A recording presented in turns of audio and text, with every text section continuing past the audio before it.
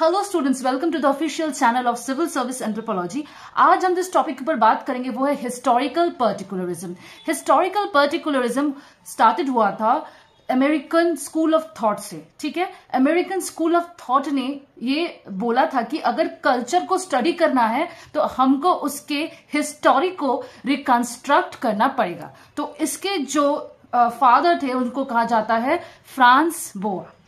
Historical पर्टिकुलरिज्म के theories को पढ़ने से पहले हमें कुछ टर्म्स को जानने पड़ेंगे, जैसे for example culture, cultural traits, evolutionism क्या होता है, डिफ्यूशनिज्म क्या होता है। ये चारे टर्म्स को अगर हम लोग जान लेते हैं तो हम इसको अच्छे से प्रोसीड कर पाएंगे।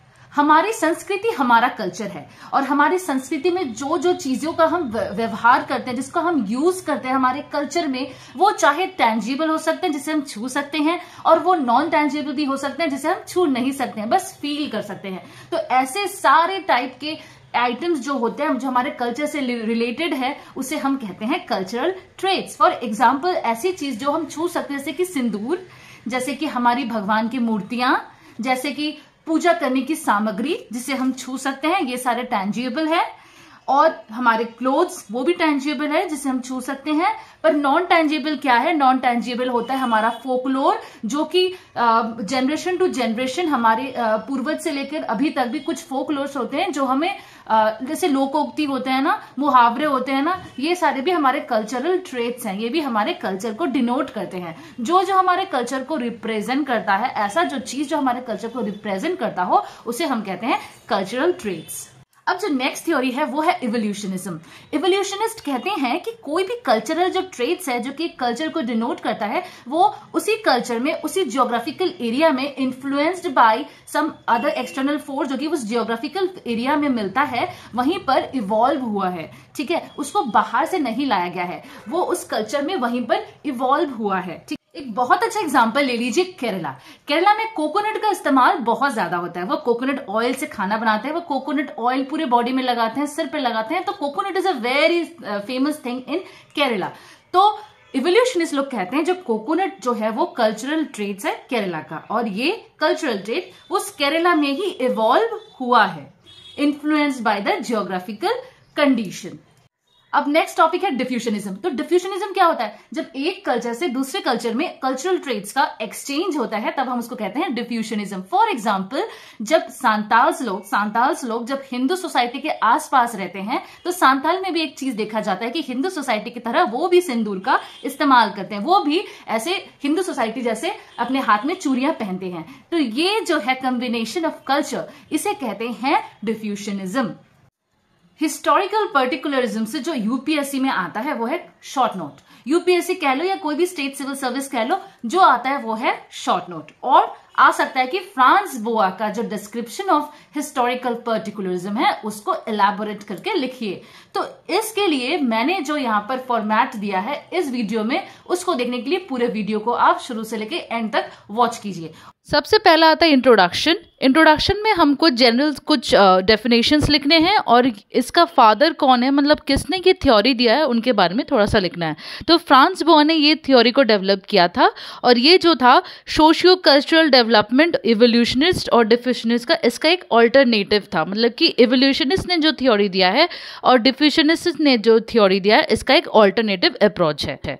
एक पर्टिकुलर पीपल या पीपल का कम्युनिटी, उनका जो कल्चर है, उस कल्चर का नेचर कैसा है और कल्चरल चेंज कैसे आया है, इस अप्रोच से हम समझ सकते हैं। बोआ ने क्या किया है, सेकेंडरी डेटा मतलब कि एथनोग्राफिक स्टडी में ज़्यादा इंपॉर्टेंस दिया है। अगर डिफरेंट कल्चर के हम जो पर्टिकुलर कल्चरल ट्रेट्स है उसको गैदर करें और उसके बारे में स्टडी करें तो कंक्लूजन हम ड्रॉ कर सकते हैं उसके हिस्ट्री के बारे में।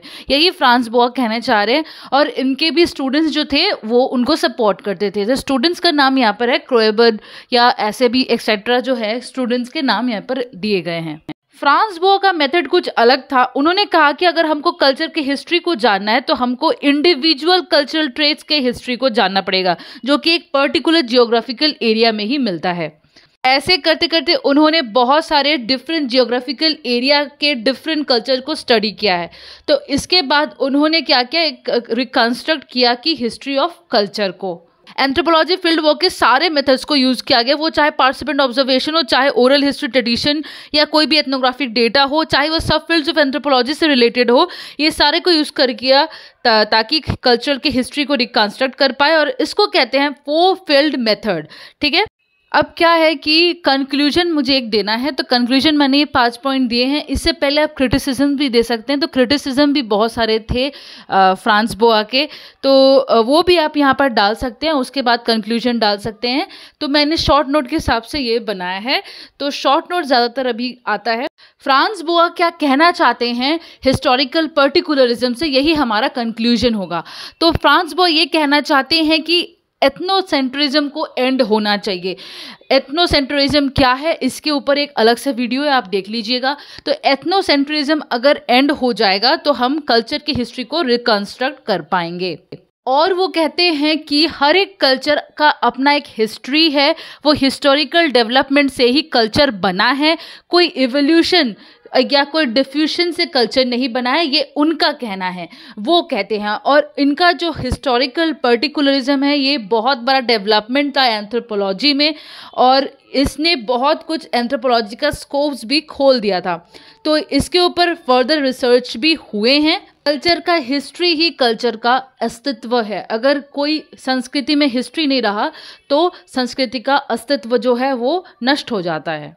आई होप आप लोगों को ये समझ में आया है। मैंने कोशिश किया जितनी अच्छी तरह से आपको समझाया जाए। बुक्स में जो थ्योरीज रहते हैं, बुक्स में जो इसका डेफिनेशन या डिस्क्रिप्शन है, वो आपके सर के ऊपर से जाएगा, इसीलिए मैंने आपको यहाँ पर समझाने की कोशिश की है। अगर आपको समझ में आया है तो बहुत अच्छी बात है। और अगर वीडियो अच्छा लगा है तो इसको लाइक कीजिए और शेयर कीजिए इस वीडियो को, और मेरे चैनल को सब्सक्राइब कीजिए।